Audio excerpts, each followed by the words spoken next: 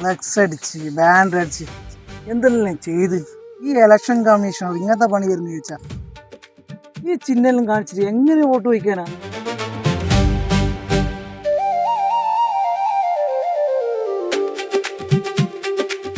ചേട്ടാ നിങ്ങൾ ഇങ്ങനെ ഡെസ്പാലപ്പാ ഒന്നുമില്ലല്ലോ, നിങ്ങൾ സൈക്കിളല്ലല്ലോ.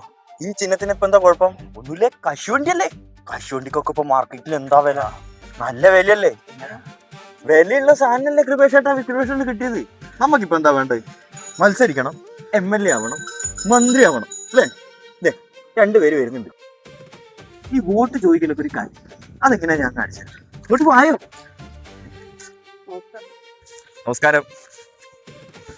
അപ്പോൾ ഇന്നത്തെ നമ്മുടെ നാടിൻ്റെ അവസ്ഥയെല്ലാം നിങ്ങൾക്ക് അറിയാമെന്ന് വിചാരിക്കുന്നുണ്ട്. ഇത് നമ്മുടെ സ്ഥാനാർത്ഥി കൃപേഷേട്ടൻ.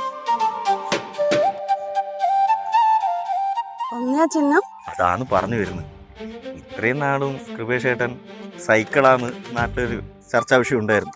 പക്ഷെങ്കിൽ അങ്ങനെയല്ല. നമ്മളല്ലല്ലോ ഒന്നും തീരുമാനിക്കുന്നത്. എനിക്ക് കൂടുതലൊന്നും പറയാനില്ല, ഇതേ പറയാനുള്ളൂ. നിങ്ങൾ കൃപേഷേട്ടൻ്റെ അണ്ടിക്കെന്നെ കൊടുക്കണം. കശു പറയാൻ മറന്നുപോയതാ.